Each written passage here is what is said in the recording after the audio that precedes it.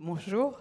Il s'agit en fait d'un ouvrage collectif où nous avons demandé des contributions à de nombreux collègues sur ce thème de rendre l'évaluation utile aux apprentissages.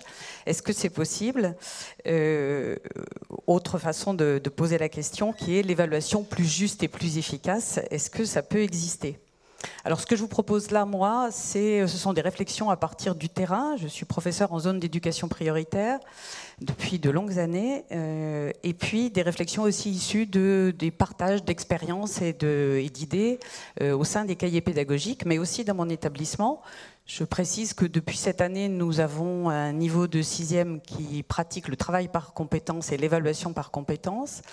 Quand je dis qu'il le pratique, nous essayons de le pratiquer. C'est un vaste chantier et ça déclenche, comme vous pouvez l'imaginer, des débats passionnés entre collègues, aussi bien ceux qui ont décidé de s'engager dans l'expérience que ceux qui ont demandé poliment à ne pas avoir le niveau 6e cette année pour ne pas s'engager dans ces dangereuses innovations. Voilà, donc je vous propose une série de réflexions là-dessus. Alors, pour nous accompagner, puisque je parle du terrain, je vous propose de prendre comme guide ce petit garçon, cet élève, qui s'appelle Mathéo. Peut-être que vous mettrez sous son visage d'autres noms que vous évoquera cette petite photo. Mathéo, c'est celui que vous voyez dans la classe, cheveux en brosse, sourcils froncés, essayant de suivre la leçon, essayant de suivre les explications du professeur, n'y arrivant pas toujours, avec un visage qui va se refermer au fil des années entre la 6e et la 4e, si vous voyez ce que je veux dire. Et si je vous le propose comme fil conducteur, ce n'est pas un artifice rhétorique. Pour moi, en tout cas, de plus en plus au fil des années, je trouve que mon travail et notre travail collectif n'a de sens que s'il permet à ces élèves, comme Mathéo, ces élèves qui ne comprennent pas tout de suite, qui n'ont personne non plus chez eux pour les aider à reprendre les leçons, à comprendre ce qui s'est fait en classe. Notre travail n'a de sens que s'il permet à ces élèves d'avoir véritablement leur place à l'école. Leur place, c'est-à-dire ni fuite, ni renoncement, ni plaisir de venir à l'école uniquement pour les copains, ce qui est très bien, mais qui ne suffit pas, d'y réussir, de s'y faire un parcours personnel sûrement, mais d'y réussir en tout cas, et de s'y sentir valorisé. Ce qui n'est pas le cas actuellement pour un grand nombre d'entre eux.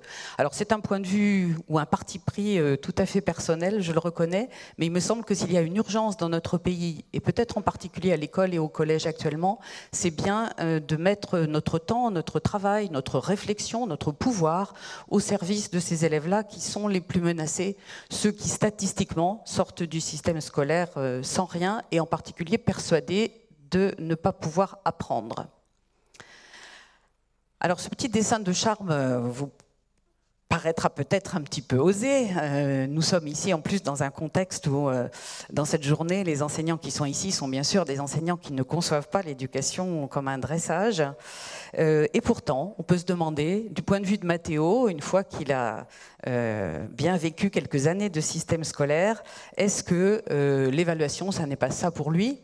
Je suppose que vous avez tous vécu en tant qu'enseignant ce moment où vous apportez un document que vous posez sur les tables des élèves et inévitablement un de vos élèves vous dit « est-ce que c'est noté ?» Et du coup, vous êtes un peu étonné quand même en disant « mais est-ce que j'ai l'habitude de noter quelque chose qu'on n'a même pas commencé à apprendre ?» Et moi j'ai eu déjà des élèves qui haussent les épaules d'un air résigné en disant « en gros tout est possible hein. » Avec les professeurs, on sait bien que tout est possible. Peut-être qu'au bout d'un certain nombre d'années, Mathéo, effectivement, plus ou moins consciemment, il va vivre nos pratiques d'évaluation les plus courantes comme cette forme de dressage, puisque de toute façon, il a du mal à comprendre les leçons, il a du mal à comprendre le moment de l'évaluation. Et puis, une fois que le professeur rend l'évaluation et corrige, comme on dit, l'évaluation, même si Mathéo, à ce moment-là, peut dire « Ah, ça y est, j'ai compris », il n'a pas le droit de le refaire, donc c'est trop tard. Alors, est-ce que c'est possible de changer? Est-ce qu'il peut exister une évaluation qui pourrait aussi aider à apprendre et réussir? Et les questions que je vous pose là, et qui vous paraissent peut-être basiques à vous, moi j'aimerais bien qu'on se les pose en équipe dans les établissements.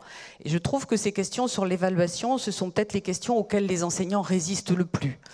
Vous pouvez toujours emmener des collègues, les embarquer dans des projets, vous pouvez toujours bâtir des choses avec eux, mais quand il va s'agir de confronter nos pratiques d'évaluation ou d'essayer d'imaginer des évaluations différentes, je trouve que là, on retombe très vite sur des réticences, sur des impossibilités d'avancer, peut-être faute de connaître aussi des travaux universitaires, d'une part, comme celui que Marie-Christine Toczek nous a présenté, ou ceux qu'elle nous a présentés, faute aussi de connaître des pratiques d'évaluation qui se font dans d'autres pays et qui sont très différentes. Quand on explique aux gens comment on évalue en Nouvelle-Zélande, par exemple, ou dans d'autres systèmes, avec des niveaux de 1 à 5 qui ne forment jamais ni moyenne ni addition, les enseignants sont en général très étonnés et je trouve que c'est une culture qui nous manque.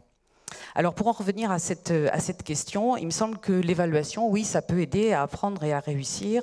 Si on change ça, si on change toutes ces réflexions d'élèves autour de l'évaluation, je préfère ne pas répondre que d'avoir faux.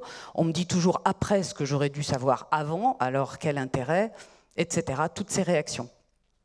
Et quand j'étais jeune enseignante, une des choses qui m'a frappée, c'est ça, c'est quand je donnais l'évaluation sommative de fin de séquence à des élèves et que je leur rendais ensuite pour la correction, je devais bien m'avouer à moi-même, peut-être que ça vous est arrivé aussi, que le moment de l'évaluation, c'était le moment où ces élèves étaient pour la première fois confrontés à la totalité de la situation, à la complexité de la situation dans son ensemble, à laquelle je pensais les avoir préparés évidemment par petites briques, par petits ajouts, mais en gros c'est un peu comme si on jouait une pièce de théâtre sans avoir fait ni filage ni répétition générale. Et l'élève était confronté à cette tâche et découvrait brusquement ce qu'elle était. Alors, sans doute les pratiques ont-elles évolué, mais je me dis qu'il y a comme ça beaucoup de moments où l'élève, au moment de l'évaluation, découvre vraiment ce à quoi on cherchait à le préparer. Et depuis, j'ajoute toujours une question à la fin de mes évaluations. J'ajoute toujours cette question sur le papier. Est-ce que cette évaluation t'a semblé conforme à ce que nous avons fait en classe? Est-ce que cette évaluation t'a surpris? Ou au contraire, est-ce que tu t'es senti en terrain familier? Ça ne veut pas dire qu'il faut que l'évaluation soit identique forcément à ce qu'on a travaillé, mais ça me semble important de questionner nos élèves pour voir comment ils le reçoivent, sur l'adéquation entre ce qu'on leur propose au moment de l'évaluation et puis ce à quoi on les a préparés. Alors, quand on dit évaluation plus juste et plus efficace, quelquefois les enseignants et nous-mêmes rêvons d'une évaluation qui serait sans faille, qui serait scientifique, qui serait incontestable. On parle de thermomètre quelquefois dans les médias. En milieu scolaire au moins, est-ce que c'est possible ? Je me permets d'affirmer que non. Il me semble que nous devrions plutôt avouer que nos évaluations n'ont rien de scientifique, les revendiquer comme des bricolages, au sens noble du terme, c'est du moins ce que nous défendons aussi au cahier pédagogique, en disant c'est vrai, nous bricolons au quotidien, essayons de bricoler avec le plus de rigueur possible, mais nous bricolons. Quelqu'un comme Philippe Pernoud, par exemple, a bien mis en évidence que nos pratiques d'évaluation dans les classes sont avant tout des modes de communication avec nos élèves. Et que ce que nous concevons comme évaluation, ce sont quand même des ajustements entre des impératifs souvent contradictoires, avoués ou inavoués. Il faut à la fois garder une motivation suffisante pour nos élèves, mais en même temps ne pas les tromper. Il faut adapter l'évaluation à ce que nous avons fait, mais rester dans une certaine cohérence avec nos collègues dans le même établissement. Si nous sommes professeurs d'une option, comme c'est mon cas en latin par exemple, eh ben, il va falloir faire une espèce de négociation peut-être un peu honteuse parfois entre le fait d'évaluer nos élèves correctement, mais aussi garder des élèves dans l'option. On en est aussi là, et donc ne pas les démotiver par des notes trop basses. Donc c'est Philippe Pernoud lui-même qui emploie le mot de cuisine. Nos évaluations sont des cuisines complexes, c'est peut-être pour ça que j'ai mis un verre doseur comme illustration aussi, des cuisines qui résultent d'ajustements. Et on a tous fait l'expérience du fait que si un devoir a été rendu avec des notes trop basses, il suffit de changer un peu le coefficient, de changer la pondération d'une question ou d'une autre pour que tout change. Je me bats avec mes collègues pour qu'au moment des conseils de classe, on ne table pas trop sur les moyennes comme des choses scientifiques, que lorsque un professeur principal annonce que l'élève est passé de 12,5 de moyenne à 13,7, donc il a fait un progrès visible. Bon, je trouve ça assez ridicule et on devrait plutôt essayer de se demander en quoi nos évaluations, encore une fois, aident nos élèves à apprendre plutôt que de chercher cette espèce de scientificité. Alors, je vous propose cette définition peut-être un peu abstraite de l'évaluation que j'emprunte à Marc-André Lalande du Québec. Ce que j'aime bien dans cette définition de l'évaluation, c'est qu'il dit que c'est une démarche. Et moi, j'aime bien cette idée que l'évaluation soit une démarche et non pas quelque chose, comme je disais, non pas une mesure scientifique. Une démarche, ça veut dire que l'enseignant a des choix à faire et qu'il va devoir choisir les buts de son évaluation, les moyens de son évaluation, la façon dont il va y associer les élèves ou non. Bref, ça va être un ensemble de composantes dont il est en partie maître. Ça me fait penser aussi que les enseignants manquent parfois, je trouve, de créativité dans leurs évaluations pour concevoir justement cette démarche. Et je trouve que trop souvent, un enseignant s'imagine qu'il n'y a qu'une manière d'évaluer tel ou tel apprentissage. Si je pense à la lecture, qui est plutôt mon domaine, mettez 5 ou 6 enseignants de français ensemble et demandez-leur comment ils vont évaluer la compréhension des élèves sur un texte. Il y a fort à parier qu'ils produiront 20 questions, de la plus simple à la plus complexe, et qu'ils n'imagineront pas d'autres manières d'évaluer la compréhension d'un texte, ce qui est dommage. Parce qu'on peut aussi imaginer, par exemple, à un certain niveau, de donner un résumé du texte en partie erroné et de demander aux élèves de retrouver les erreurs par rapport au texte et de rétablir ce qui est exact aussi par rapport au texte, que l'élève ait le texte sous les yeux ou pas. Enfin, toute une série de conditions d'évaluation auxquelles on ne pense pas parfois parce qu'on imagine ça effectivement comme une mesure qu'on croit savoir faire, alors que je pense que c'est vraiment faux. Et effectivement, je trouve que les études de docimologie, dont a parlé Marie-Christine Toczek, il faudrait que les enseignants en soient vraiment avertis. Alors, ce que j'aime aussi dans cette définition, c'est qu'on dit que l'évaluation est une démarche qui consiste à offrir une rétroaction aux élèves suite à l'analyse d'un processus. Alors j'aime bien cette idée puisque je disais tout à l'heure qu'il s'agit non pas de constater, à mon avis, dans nos évaluations, sauf bien sûr si on est dans une évaluation certificative, mais tout au cours de nos apprentissages, je trouve qu'il faut des évaluations qui proposent aux élèves de dire « bon, bah, tu en es là, et bah, très bien ». Alors ça suscite une réflexion sur ce que tu as fait, comment tu y es arrivé ou pas arrivé, qu'est-ce qui a amené à telle réussite ou à tel échec, et qu'est-ce qu'on va faire maintenant. Donc il me semble qu'il faut une évaluation qui propose une suite plutôt que de constater simplement un état et d'en rester là. Alors je vais en venir à 8 propositions sur l'évaluation, encore une fois, que je vois comme à la fois des incitations à la réflexion pour nous et puis des propositions à débattre avec nos collègues. Donc si je récapitule ce que je vous propose, d'une part des évaluations qui pour moi soient utiles aux élèves et en particulier les plus fragiles, j'insiste encore. D'autre part, des évaluations qui servent à relancer l'apprentissage plutôt que de le clore. Et je trouve que c'est vraiment pas une pratique suffisamment répandue dans nos établissements. Quand moi je dis à mes élèves qu'ils ont le droit de refaire un devoir, ils sont tout effarés, les parents aussi. Et en général, en réunion de parents, les parents se tournent vers leur enfant en disant « Tu te rends compte la chance que tu as, tu peux refaire ton évaluation ». Et ça me scotche quand même d'entendre ça, parce que s'il y a un lieu où on devrait pouvoir refaire, c'est quand même dans l'école, au moins dans tout son parcours obligatoire. Et puis des évaluations qui vont être forcément des bricolages, encore une fois, je reprends ce mot. Pour moi, l'évaluation, ça fait partie de cette recherche acharnée pour que les élèves se réapproprient leurs apprentissages. Et quand je dis se réapproprient, c'est vraiment parce que, encore une fois, nos élèves les plus fragiles sont des élèves, on le reverra plus tard, qui vont avoir tendance à mettre en dehors d'eux leurs échecs ou leurs réussites et à ne pas prendre part à ce processus. Alors, la première proposition que je fais, c'est ce que j'appelle adopter une posture didactique. Je reprends ce terme au regretté Jean-Pierre Astolfi, qui disait, en fait, il faudrait que quand l'enseignant prépare ses contenus, là on est un peu en amont de l'évaluation, il se prépare à pratiquer ce qu'il appelait le sablier, le phénomène du sablier, c'est-à-dire quand vous préparez un apprentissage, vous avez probablement beaucoup trop d'objectifs. Si vous avez tous ces objectifs, vous ne pourrez jamais différencier et prendre le temps d'apprendre, offrir le temps d'apprendre aux élèves. Alors, pratiquer la pédagogie du sablier, c'est dire, la question qu'il nous posait à tous quand on travaillait avec lui, c'était quels sont tes points clés pour cet apprentissage? 2, 3 points clés, ça suffira largement. Resserrer le nombre de choses qu'on va traiter avec les élèves, sur lesquelles on va proposer de les faire progresser dans un apprentissage pour pouvoir ensuite différencier, offrir du temps, offrir des démarches différentes aux élèves, d'où l'idée du sablier. Alors ça suppose...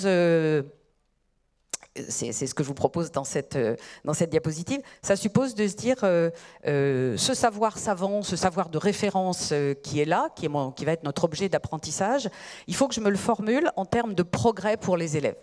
Tant que je n'ai pas fait ça, je n'ai pas formulé un objectif pour ma séquence, j'ai formulé un intitulé. Quand je travaillais en formation avec mes collègues de français, qu'on disait quel est l'objectif de votre séquence, ben, l'objectif c'est la poésie lyrique. Et non, ce n'est pas un objectif. C'est un contenu, mais ce n'est pas un objectif. Qu'est-ce que vous voulez que vos élèves sachent mieux, comprennent mieux, sachent mieux faire au terme de la séquence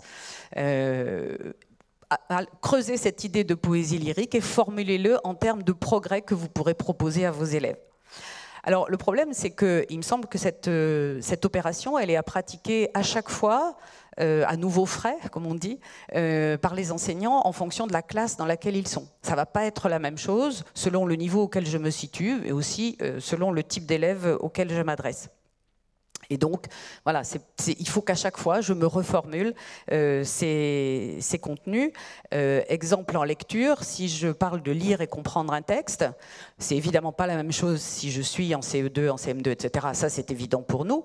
Mais, et je prends spécialement l'exemple de la lecture, parce que je trouve que les enseignants sont un peu démunis en didactique de la lecture, ou sont démunis pour passer en termes de qu'est-ce que c'est pour un élève, qu'est-ce que ça va représenter comme opération, le fait de lire et comprendre un texte.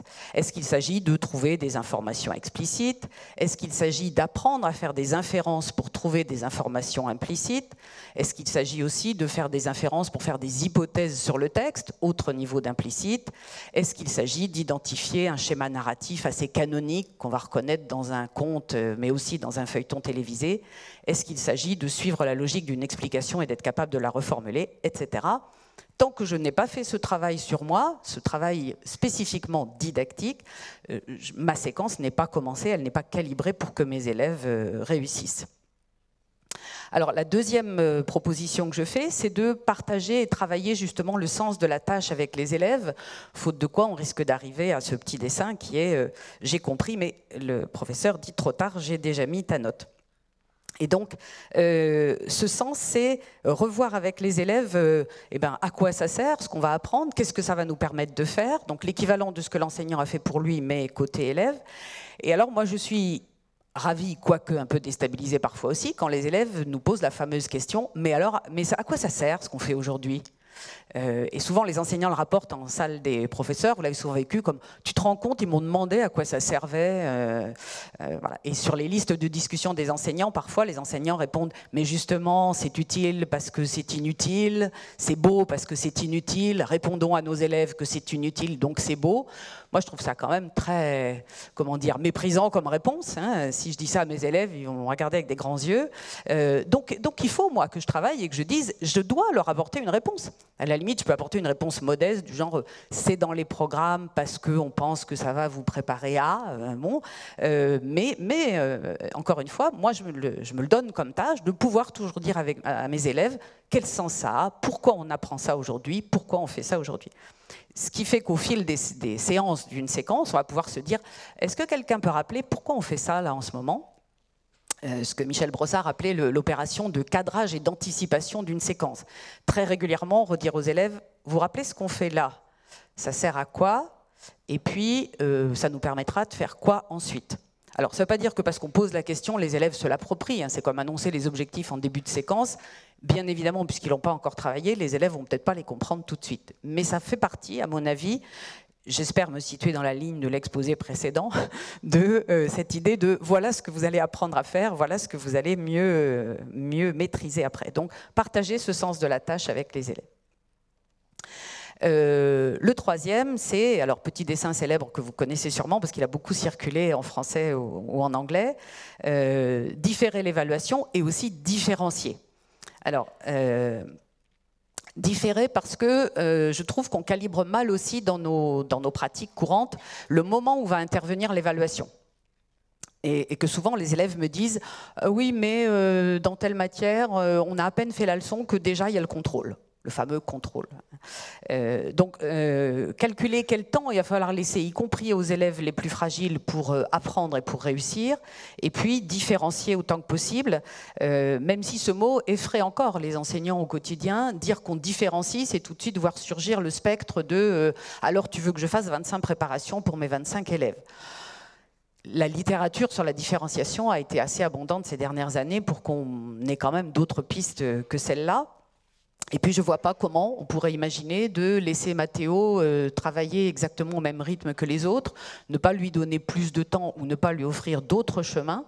Si je prends l'exemple de donner un livre à lire aux élèves en lecture cursive et leur demander d'en rendre compte, je vais bien être obligée de me creuser la tête pour savoir à quelles conditions, même le plus en difficulté de mes élèves, va pouvoir lire un livre peut-être. Quel livre, comment, dans quelles conditions, avec quel accompagnement, comment va-t-il comprendre l'articulation entre les différents personnages, lui qui revient en me disant « j'ai rien compris », même sur un livre qui à moi me paraît particulièrement clair.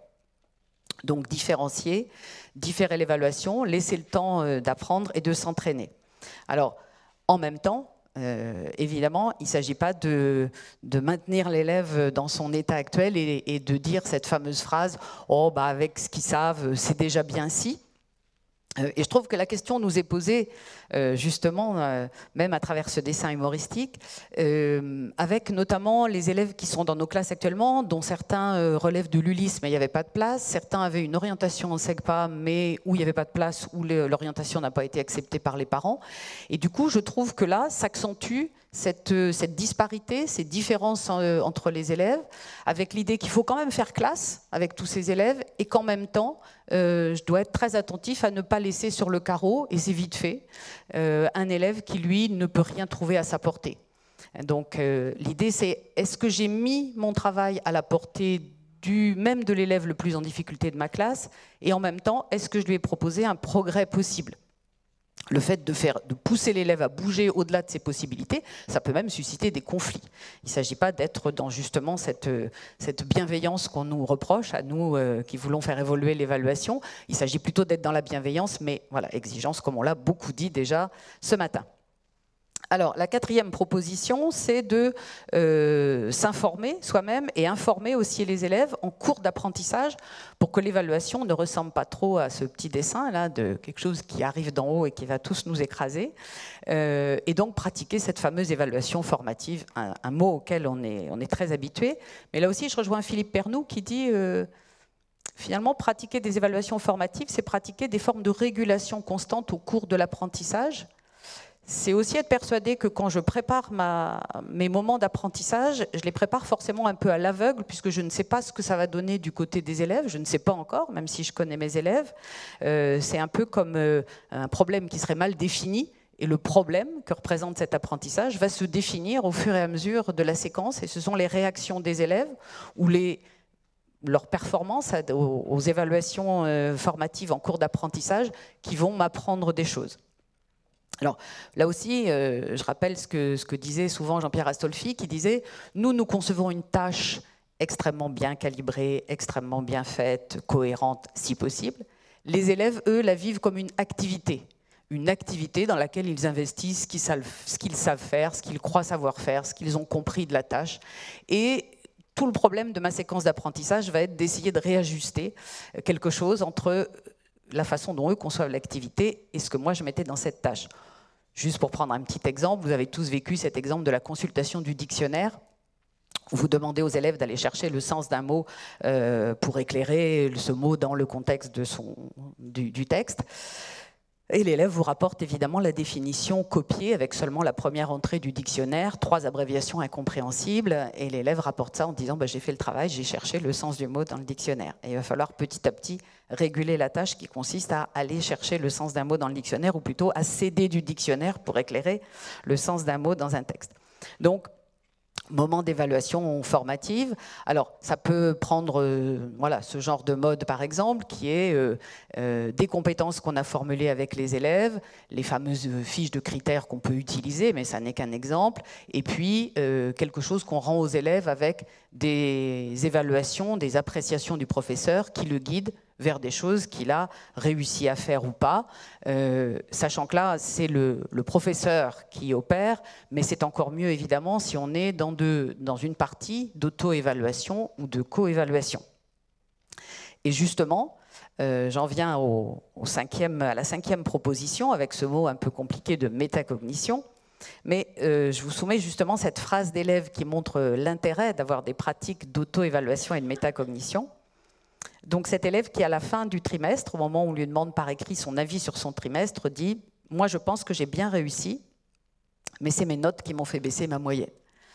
Ce qui est évidemment imparable comme raisonnement, mais qui me fait dire, mon Dieu, quel abîme entre ce que je croyais que l'élève avait compris de son travail et ce que finalement il a compris. C'est-à-dire un élève qui va être dans cette sorte de causalité externe. Il y a des choses qui se produisent du point de vue de la notation, et moi, je sais au fond de moi que c'est autre chose. Alors, une métacognition qui ne vient pas du premier coup.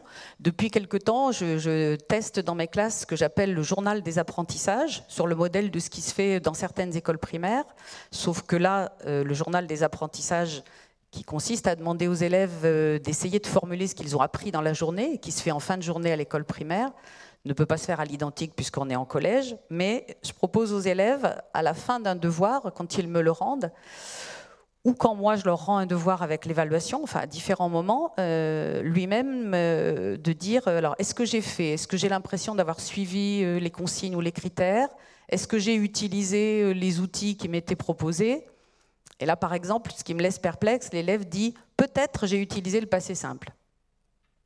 Alors peut-être j'ai utilisé le passé simple, donc voilà, c'est pas encore sûr que le passé simple soit quelque chose de bien compris. Je ne suis pas sûre non plus de l'avoir utilisé. Et puis, bon, oui, je crois que je me suis aidée avec un outil qui est dans le classeur et qui est l'outil 7. Donc, quelque chose qui va être tâtonnant, progressif, mais qui me semble vraiment intéressant pour que petit à petit, les élèves reprennent le pouvoir sur leurs apprentissages. Alors, on en vient à ces quelques questions qui sont, alors là, plus des choses à réfléchir entre nous. Est-ce qu'il faut être du coup pour ou contre les notes? Est-ce qu'il faut être pour ou contre cette fameuse bienveillance? J'ai choisi ce dessin parce que ça me semble effectivement être le contraire de ce qu'on veut faire. Il ne s'agit pas, comme on dit souvent à propos des gens qui voudraient changer l'évaluation chiffrée, d'être dans bravo, mais si c'est très bien, mais ne t'inquiète pas, c'était presque ça. Voilà. Non, c'est pas là-dedans. Pour moi, la bienveillance, c'est pas tout à fait ça. Et j'aimerais bien qu'on arrête avec ce pugilat entre les gens qui sont pour ou contre les notes chiffrées, pour ou contre les compétences, et qui s'accusent mutuellement de tout un tas de choses sur lesquelles je passe. Alors, il s'agit quand même, du point de vue des notes, et je crois que tout le mouvement qui vise à évacuer cette note chiffrée est quand même intéressant, parce que à propos de Mathéo, j'ai assisté effectivement à ça récemment. Conseil de classe de 5e, fin du premier trimestre, Mathéo à 7,8 de moyenne. Les collègues discutent de Mathéo qui ne fait pas son travail, etc. et décident, finalement, on va lui mettre avertissement travail. Et je demande qui pense que ça va l'aider à réussir. Heureusement, une voix intervient dans le conseil pour expliquer que c'est peut-être pas tout à fait ça pour Mathéo et que son désintérêt apparent du travail a peut-être d'autres causes, notamment le fait qu'en 5e, il n'y a plus aucune heure d'aide, alors qu'en 6e, il avait des heures d'accompagnement personnalisé où il se rattrapait aux branches en préparant la future séquence et en étant un petit peu plus au niveau, comme on dit. Alors finalement, le conseil s'est conclu en disant qu'on ne mettrait pas d'avertissement travail, mais rien de plus.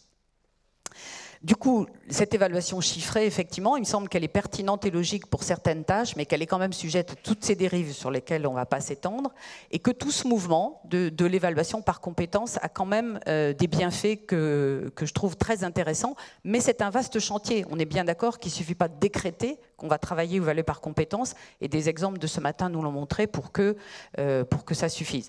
Alors, à mon avis, il y a vraiment de riches perspectives, mais on n'en est qu'au début, pour mettre en évidence notamment les enjeux cognitifs de la tâche, c'est-à-dire travailler par compétence, c'est pouvoir formuler quelle est cette tâche à laquelle on veut amener les élèves. C'est aussi permettre que les apprentissages soient plus dans la continuité, et puis travailler ce transfert, puisqu'une compétence qu'on va travailler à un moment donné, on va la retrouver dans une autre, y compris sûrement dans une autre discipline.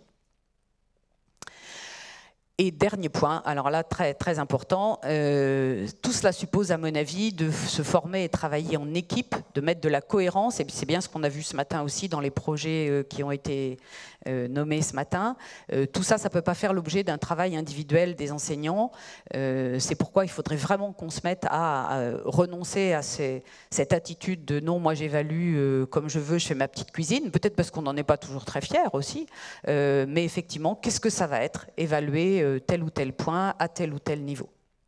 Et dernière chose, communiquer avec les parents. Souvent, pour ceux qui commencent une démarche d'évaluation et de travail par compétences, on nous dit mais les parents vont être perdus, les parents... bah oui, les parents, de toute façon, il faut qu'ils s'habituent eux aussi à autre chose. C'est pas étonnant qu'au début, ils soient un peu perdus. Il me semble quand même que les parents veulent deux choses. Ils veulent être informés sur les réussites et difficultés de leur enfant et sur l'aide éventuelle à leur apporter, et ils veulent les situer dans le reste de la classe. Il faut qu'on soit gagnant si on ne pratique plus l'évaluation chiffrée sur ces deux points. Est-ce qu'on informe effectivement exactement les parents? Est-ce qu'on ne leur donne pas 15 pages de compétences à lire ou simplement une couleur, ce qui des deux côtés serait désastreux? Il faut qu'on soit capable de dialoguer avec les parents et de leur dire, de leur donner suffisamment d'informations. Et il faut qu'on soit capable aussi de dire comment ça se situe à l'intérieur de la classe. Et donc, voilà, je pense que c'est possible effectivement de rendre l'évaluation utile aux apprentissages, mais en ajoutant qu'il y a des tas de choses aussi qu'une évaluation, alors peut-être sans note, mais aussi plus réfléchie, devrait pouvoir évaluer, comme la créativité, le sens critique, la coopération, toutes choses qu'on se voit mal évaluées dans un contexte classique et sur laquelle il faut réfléchir aussi. On nous dit beaucoup que ce sont ces compétences-là qui vont être utiles dans le monde de demain, alors est-ce qu'on est capable aussi de les travailler et de les évaluer? Merci.